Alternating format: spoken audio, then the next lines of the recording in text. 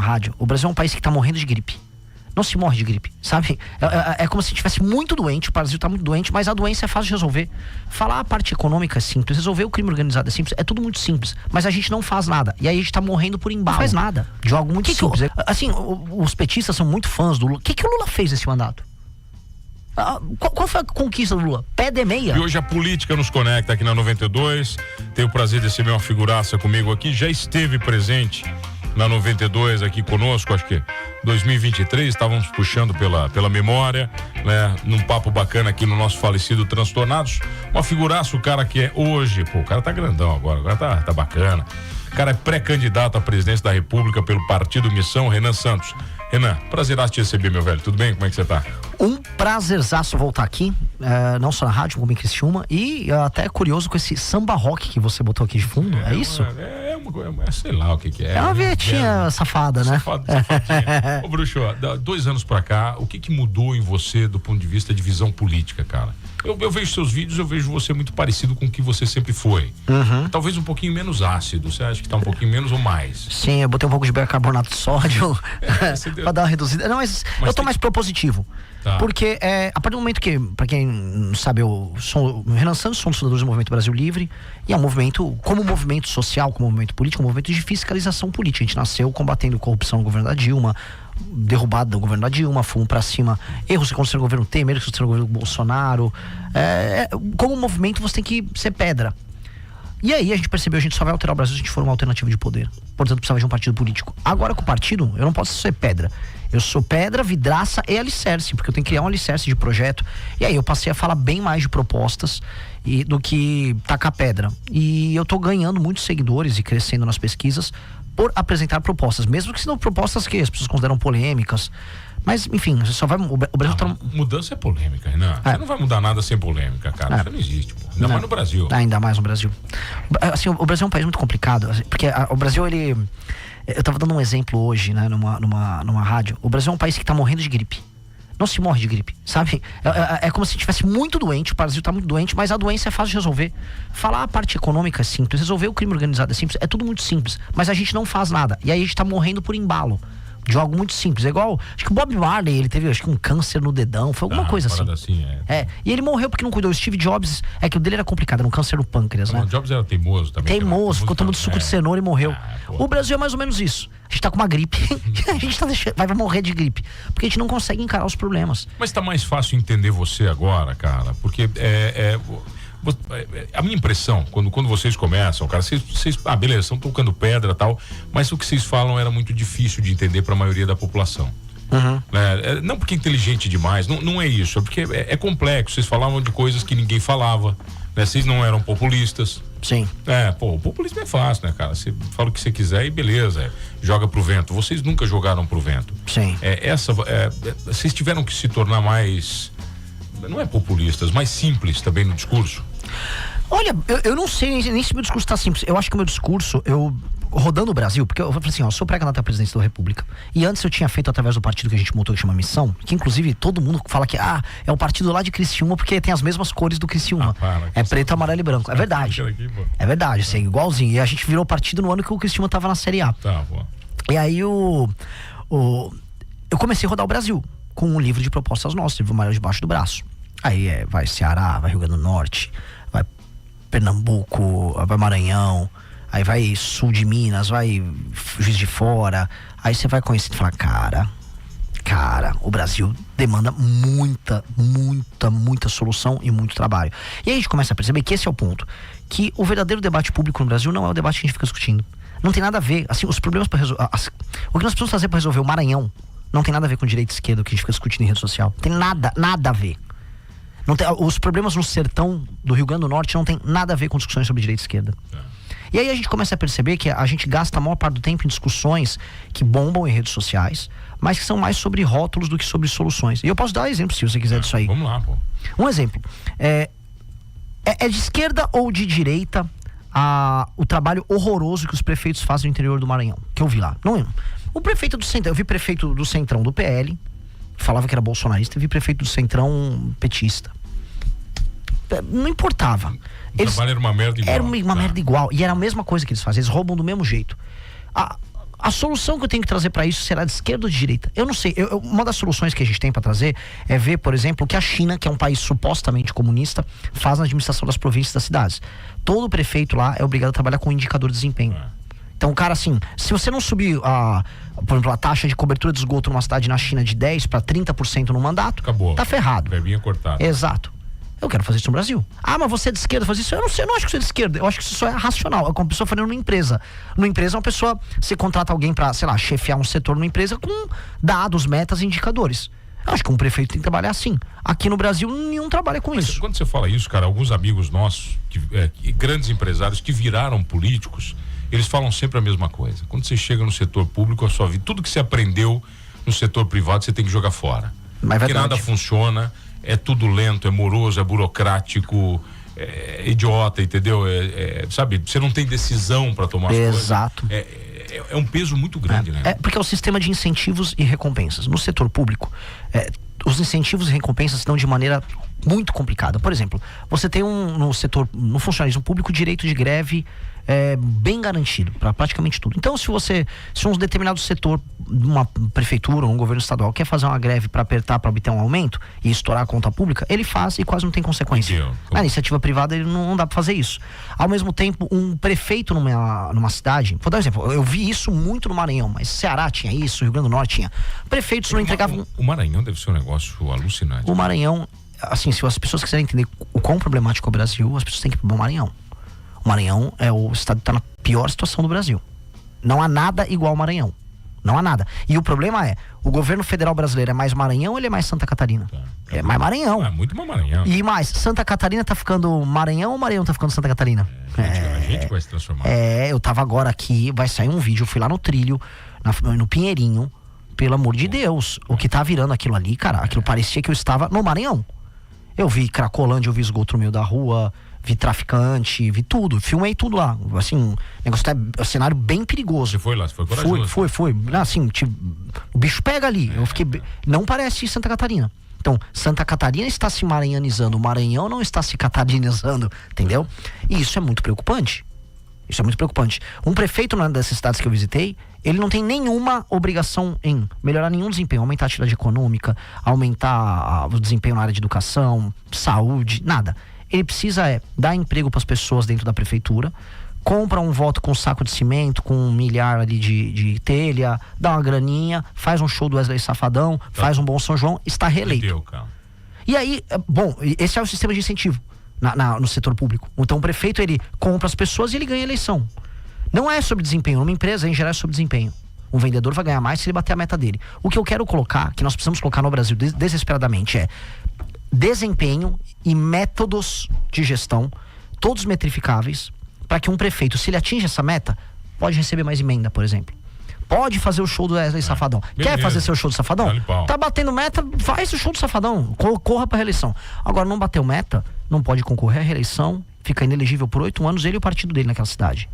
Aí, se altera o sistema de incentivos no setor público. O bicho pega, né? A gente tem que fazer isso. Agora, velho, faz 5 anos que eu entrevisto empresário, 10 anos, né? Mas nos últimos 5 anos, cara, os empresários reclamam de impostos, reclamam do governo, o empresário sempre reclama.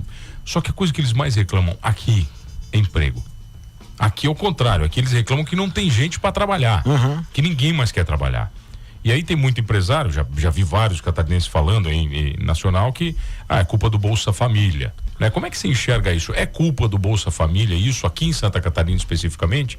Ou você nunca analisou esse caso? Analisamos, e na verdade isso não é, vamos dizer, um privilégio do catarinense, do empresário catarinense, esse problema. É Brasil? É Brasil todo. Eu entrevistei empresários no sertão do Rio Grande do Norte falando a mesma coisa. Que não tem gente para trabalhar. Que o pessoal faz uma conta, pensa o seguinte, a produtividade do brasileiro é baixa. Ok? O Brasil é um país pobre e a produtividade do brasileiro é baixa. Portanto, a gente não vai ter, o cara não vai começar ganhando 10 mil no primeiro emprego. Não adianta. Isso é loucura. Nem 5 mil. Às vezes um cara com baixa instrução, ele vai ganhar um pouco mais do que um salário mínimo. Aí um benefício aqui e ali. Um negócio simples. Vai trabalhar numa loja de material de construção no interior do Ceará, para dar esse exemplo. O problema é que esse cara, o morador dessa cidade, ele vai às vezes fazer o cálculo. Bom, eu moro com a minha mãe, em geral as pessoas moram em grupos familiares. Eu moro com ela, minha mãe vive de uma apoentadoria, meu pai é uma aposentadoria, meu irmão tá trabalhando na prefeitura, minha irmã recebe Bolsa Família, eu tô com Bolsa Família aqui, eu tenho 25 anos. Você soma ali os ganhos de cada um, e aí ele faz um bico. 2 vezes por semana ele trabalha como, sabe, é um chapa, ele ajuda a fazer carreto, carregar uma carreta de alguém ali, 1 ou 2 vezes por semana. Aí ele faz uma grana que às vezes dá menos que um salário mínimo. Mas naquela realidade, com o custo de vida naquela cidade, morando com os pais ali, eles vão sobrevivendo. E aí vem a oportunidade de emprego e fala, muito trabalho, não quero. Isso não sou eu dizendo, isso é basicamente um depoimento de dentre muitos empresários. Fui na Federação das Indústrias do Maranhão, mesma coisa. Todo mundo reclama disso. Mesma coisa. Aqui em Santa Catarina, mesma coisa. Fui em colheita de vinho aqui em Santa Catarina, mesma coisa. Aí eu digo pros esquerdistas, que gostam de falar desses assuntos, ou todos os empresários se mancomunaram, estão inventando a mesma história, ou há um problema que gera uma distorção. Porque o Bolsa Família deve existir para pessoas que estão numa condição de desalento e desamparo? Eu acho que sim, e nem não pesa tanto no orçamento.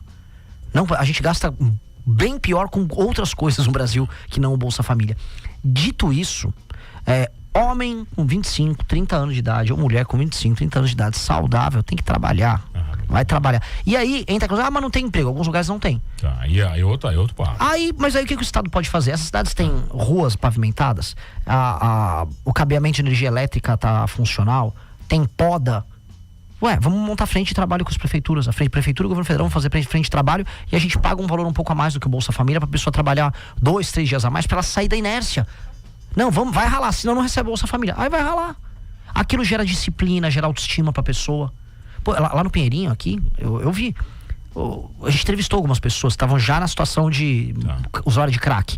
O cara não arruma um trampo, o cara fica com a autoestima baixa, ele entra em depressão, essas pessoas não sabem detectar nem essas doenças psíquicas que elas desenvolvem, e a pessoa fica mal e... O cara não sabe nem que realidade ele tá vivendo mais, né? Exato. Ele já não sabe se é hoje, amanhã, semana que vem, o cara não sabe mais. Exato. Aí vai se transformando, coitado, num zumbi. E ele, acaba desfalecendo, degrada o ambiente ao redor dele. É triste. Então, como evitar isso, né? O trabalho, querendo ou não, ele dignifica. O trabalho ajuda a pessoa a gerar autodisciplina, a se cuidar, a comprar um negócio, ficar mais bonito, se cuidar. Pô, isso é importante. Tá aí, toda essa história agora da mudança de escala de trabalho no Brasil, né? A história do 5-2, 7-2, 6-1, isso tudo que está acontecendo, porque cada vez mais o governo mete o dedo no trabalho, cara. Não, bicho, pra mim deixa o cara trabalhar. O cara quer trabalhar 100 horas, o problema é do cara, Renan. Porra, cara. Vamos lá. O problema é dele, velho, não é meu, cara. Eu vou te falar, essa questão é uma das maiores picaretagens do governo esse ano. Picaretagem, só que não só do Lula. Então de Criciúma, vão tomar porrada aqui, dos fãs da família Bolsonaro. Cadê os Bolsonaro contra isso aí? Cadê? Eu tô falando publicamente.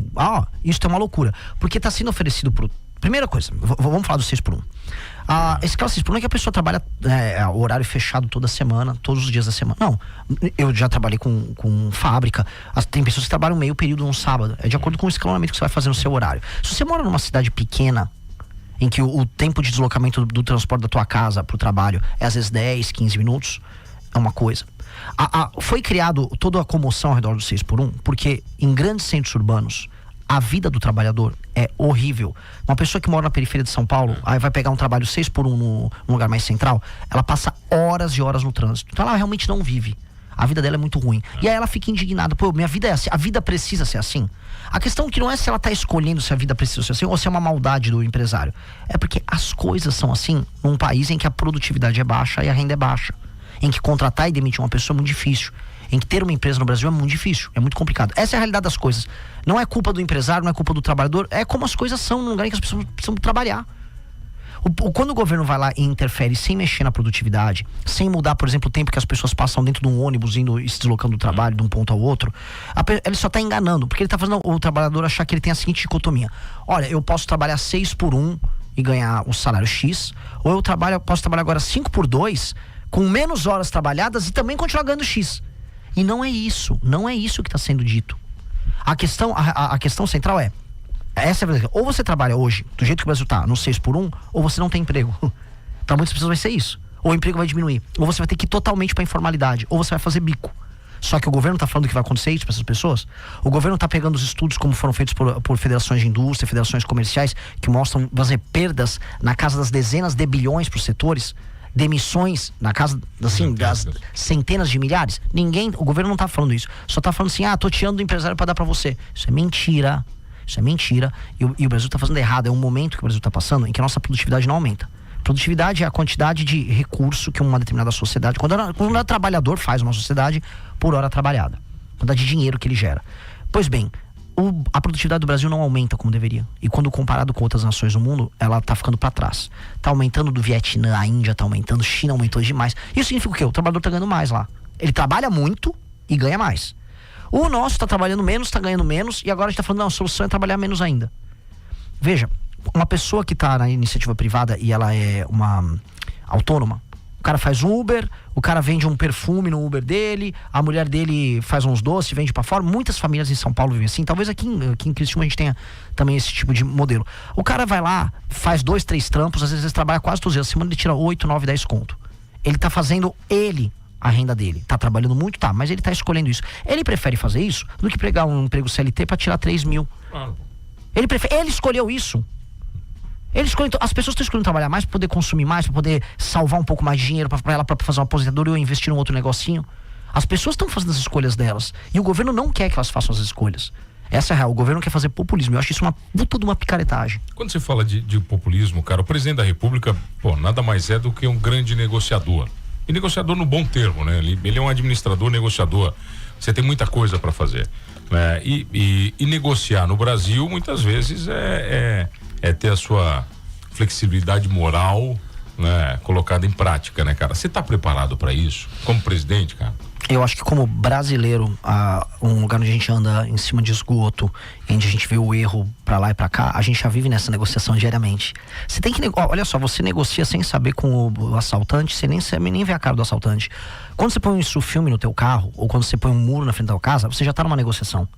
Você já tá avisando, daqui você não pode pular, tá? Eu tô dificultando o seu trabalho.